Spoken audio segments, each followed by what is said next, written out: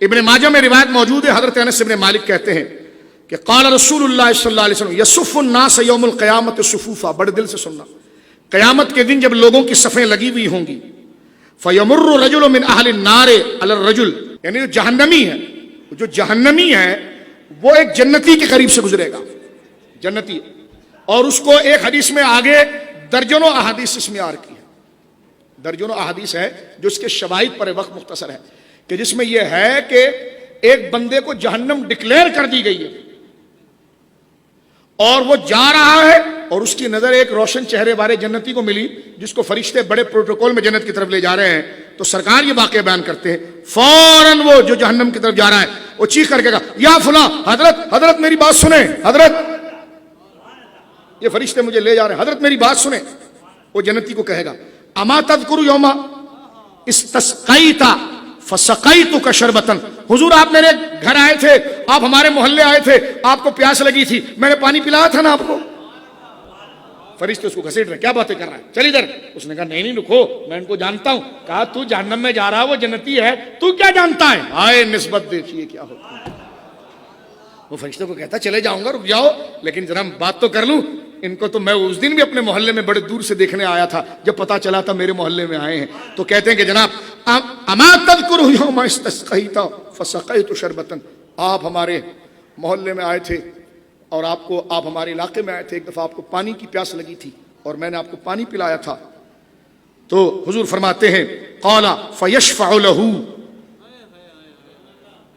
حضور سید عالم صلی اللہ علیہ وسلم فرماتے ہیں کہ جب وہ یہ کہے گا تو اللہ رب العالمین جل والا اس جنتی کی عرض، جنتی کہے گا مولا، ایک حدیث میں یہ ہے کہ جنتی کھڑے ہو کر کہے گا مولا اسے مجھے ہبا کر دے، مجھے دے دے، مجھے اختیار دے۔ اللہ کہے گا جا ہبا کر دیا، کیا چاہتا ہے؟ کہا مولا اپنے ساتھ جنت میں لینا چاہتا ہوں، اس لیے کہ اس نے بالکل میری خدمت کی تھی۔ اللہ فرمائے گا جا اپنے ساتھ جنت میں لے جا۔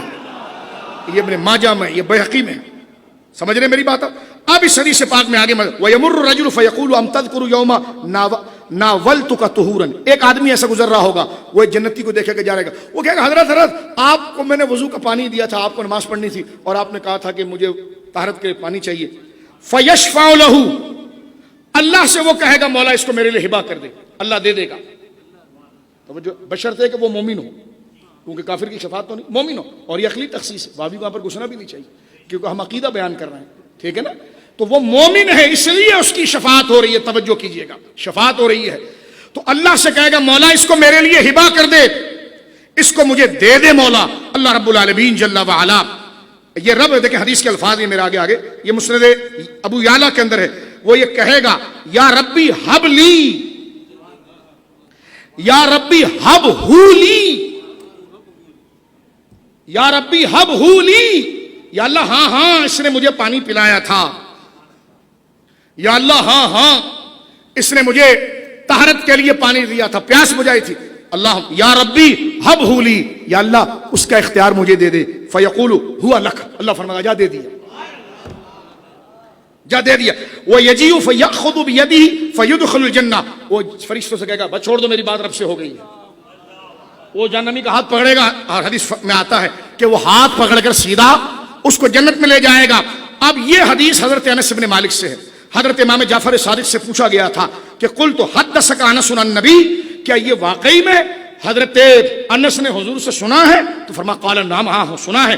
اور اس میں آگے بھی کئی حدیث ہیں جس میں یہ آتا ہے کہ حضرت انس نے قسم اٹھا کر کہا کہ اللہ کی قسم میں نے حضور سے سنا ہے کہ وہ بندے اللہ سے کہے گا مولا اس بندے کو میرے حوالے کر دے، اس نے دنیا میں میری خدمت کی تھی۔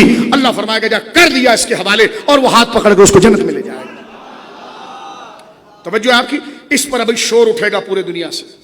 اب بخش رہا اللہ ہے، لیکن انہوں نے نبی ولیوں کی نسبت نہیں ماننی ہے، نہیں یہ تو مجبوری ہو گئی، یہ کیسے؟ ارے بھائی اللہ نے اجازت دے دی ہے اور اس کی نسبت سے۔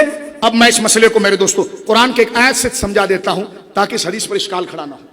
یہ سورہ طور قرآن کی سورت ہے، سورۃ الطور، اور یہ پارہ جو ہے 27 ہے اور سورت نمبر 52 ہے۔ اس کی آیت نمبر آپ دیکھیے، سورہ طور کی آیت نمبر ہے، یہ آیت نمبر 21 ہے۔ اب آپ دیکھیں، کہتے جی ہر ایک سے تو عمل پوچھا جائے گا۔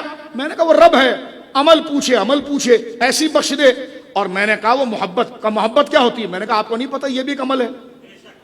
محبت بھی تو عمل ہے نا بندے کا. توجہ ہے, محبت بھی تو عمل ہے. وہ حدیث پاک لا یؤمن احدکم میں آپ دیکھیں وہاں کی تشریح میں لکھا گیا تمام مفسرین نے یہ عمل ہے آپ کا. تو جس طرح نماز روزہ ایک عمل ہے اس طرح محبت ایک عمل ہے. اور مجھے کہنے دیجئے سچی محبت نماز سے بڑا عمل ہے. اس لیے تصوف کی کتاب شروع ہی محبت کے بیان سے ہوتی ہے. اللہ کی محبت, رسول کی محبت, دین کی محبت. اور وہ محبت جو اللہ رسول کی محبت سے خالی ہو تو وہ عبادت نہیں ہوتی, وہ عمل نہیں ہوتا. تو جیسے میرے اور آپ کا عمل نماز روزہ زکات ہمارا عمل ہے, اسی طرح محبت بھی ایک عمل ہے. اور محبت خالص خدا اور رسول کی یہ ایسا عمل ہے جو نمازوں پر مقدم ہے. بلکہ مجھے کہنے دیجئے وہی حق محبت ہے جو ساری نسبتوں کو محبت بنا دیتی ہے.